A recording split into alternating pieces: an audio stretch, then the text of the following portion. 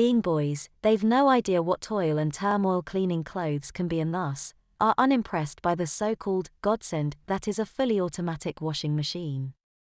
Does it dry them too? Andrew asked. No.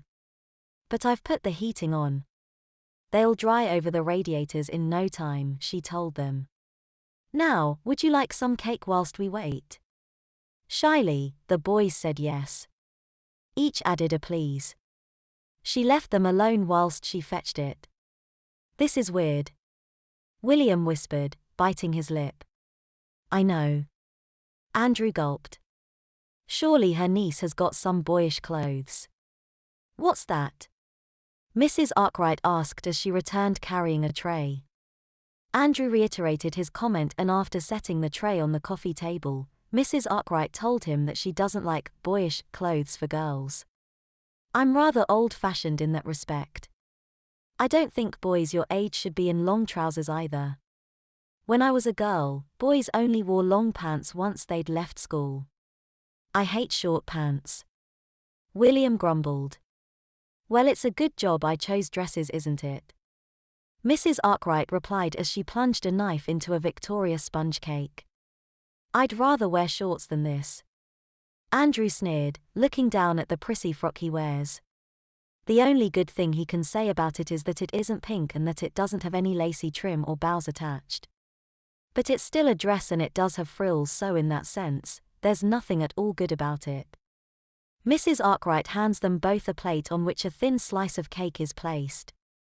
Thank you, they meekly say in unison. The lady advises them to try not to get any crumbs on their dresses. She watches with a wry smile as they sit quietly in their prissy dresses, plates perched carefully on their laps as they cautiously and slowly eat their cake. Do you boys play truant from school often? She asked. Sometimes. William meekly replied. And how often is sometimes? She asked, adding that today isn't the first time she's noticed them loitering on the side streets when they should be at school. Once or twice a week, I guess. William says. And don't the teachers wonder where you've been? William shrugged and after a little prompting, admitted to turning up for registration, then leaving the school grounds. If they ask, I just tell Em I was ill or summit. You do realize that they probably know that you're lying, she said. Again William shrugged. What if they refer you both to the Education Welfare Services? She asked. If you're skipping school a couple of times a week, it's only a matter of time. Dunno. William replied. Throughout this exchange, both boys hung their heads like guilty 5-year-olds. Have you anything to say, Andrew? She asked. He gulped and shook his head. Well, I hope you'll both have a good long think about things. You only get one chance to go to school. If you waste your education now, you'll regret it in the future. This is something they've been told a million times, but as far as they're concerned, they live in the here and now. School's boring, so why bother going? Homework's boring, so why bother doing it? The only consequence is lines, a detention or a telling off. And such punishments are soon forgotten about. Mrs. Arkwright lectured them in the importance of a good education, but didn't lay the blame on the boys themselves. It's the education system that's failing you, she said.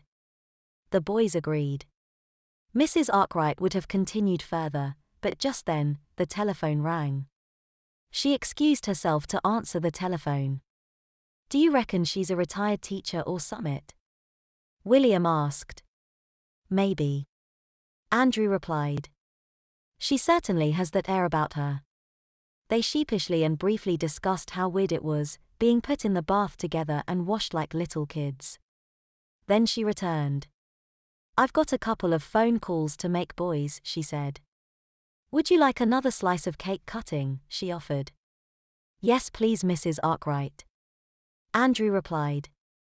Yes, please. William said. She smiled and cut the cake, placing a slice on each of their plates. They thanked her.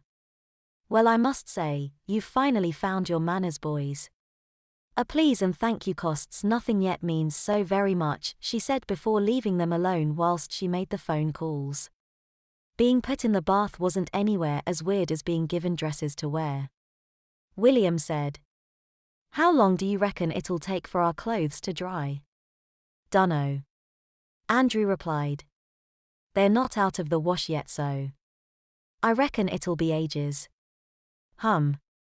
William groaned. I reckon her niece will have jeans and stuff.